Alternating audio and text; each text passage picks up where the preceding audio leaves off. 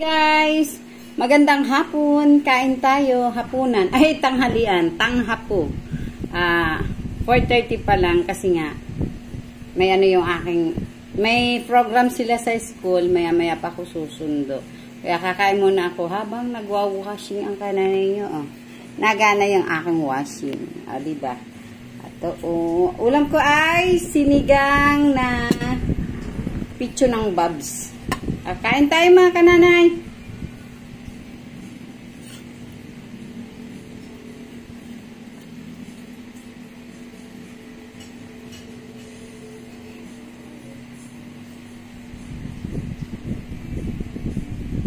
Kain tayo. Susundo ako maya-maya pa.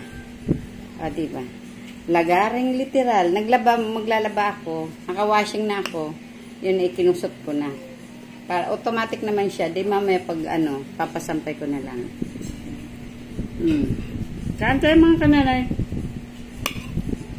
Buhay ng nanay. Ito na nga mga kananay, susunduin na natin ang aking dalaginding. 5:10 na, kaya sabi ko baka okay na ang kanilang program. Ayoko naman maghintay dun, babagot ako. Minsan nabagsak pa yung Indian Mingo sa tapat ng ulo ko. May Indian Mingo sila, gusto ko pakyawin, kaya lang naalala ko. Hindi pala kanila. Ay, hindi mga kananay, ayan, tagkaligaw-ligaw nga kami. Hindi ko alam kung saan ako dadalhin ng aking naging drive. Sabi ko, saan ba tayo pupunta? At ibang yung nadaanan. At tamang-tama lang din naman ang aming paglabas. At ay pagdating ay pinakatok ko na lang sa room nila. At nandoon nga siya naghihintay. Sabi ko, wag pa aalisin ang bata hanggat wala ako.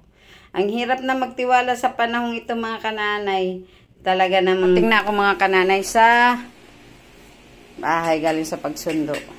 Ito naman yung aking nilabas. Labada na nga, pagdating ko, tapos na rin ang paglalaba, di isasampay na lang, siya mga kananay, hanggang dyan na lang ang ating konting kwento lang sa buhay ng kananay. Salamat!